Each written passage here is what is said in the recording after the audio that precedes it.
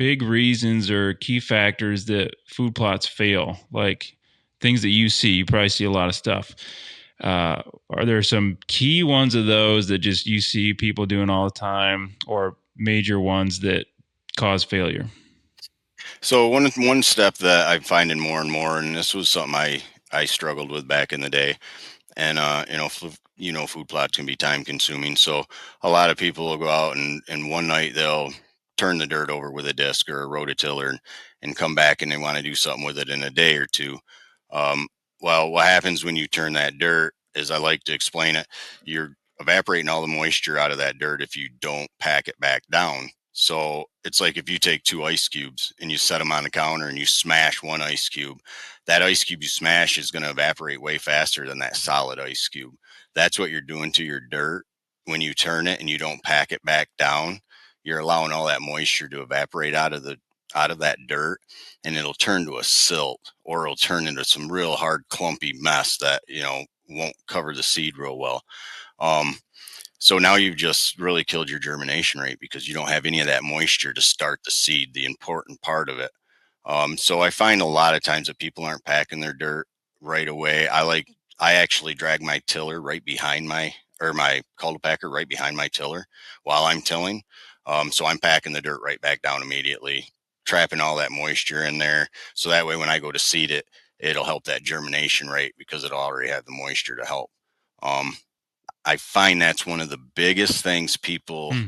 don't realize that needs to be done. When they're doing their smaller plots. So So in that scenario, so as I disc it, and then I cultipack it, so it's pretty packed down now.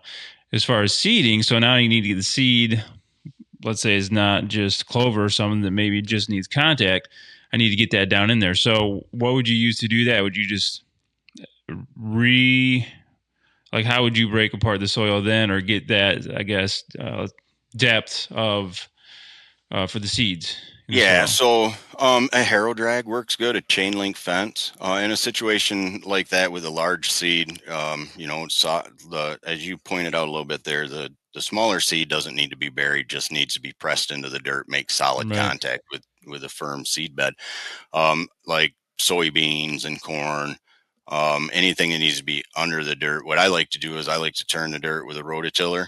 I will actually broadcast my seed into that freshly turned dirt, and then I will run a harrow drag or chain link fence, whatever you have, run that over one single pass, get that dirt to cover that seed. Then I will pack it with a cultipacker or even a yard roller. I Yeah. started out using yard rollers and they work great. Just need to firm that seed bed back down. So Right. And we're assuming, someone doesn't have a drill planner or something like that with this. And yeah, I mean, if you do, great. But yeah, I mean, if you, I have one, they're great. But do I use it on every job? I do not. I can't access everything with that. And sometimes when you're doing a eighth of an acre, is it really worth all that time to hook everything mhm. up when I can just walk around with a quad? Go with the quad and turn the dirt and get it loosened up, and then just broadcast it and roll it back down. And you can be super successful with that. You don't have to have all the fancy equipment. I mean, you just got to make sure you're doing the right steps, make sure your soil's, Right. the seed bed's good for you. So, Good points. Any other fails? So that was one. Any others that you see people making? herbicides. Um, you got to be careful with your selective herbicides.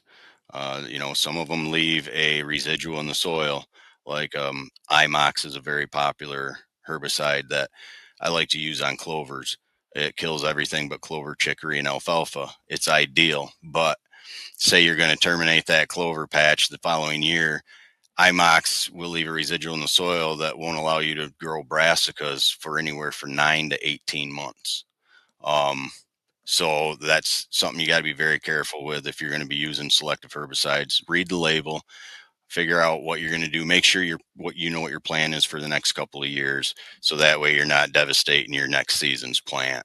Hey, I'm Adam, and if you like this video, I invite you to subscribe, like, and share it with a buddy that may benefit. That really helps us out and is greatly appreciated. And I'll see you on the next Deer IQ video.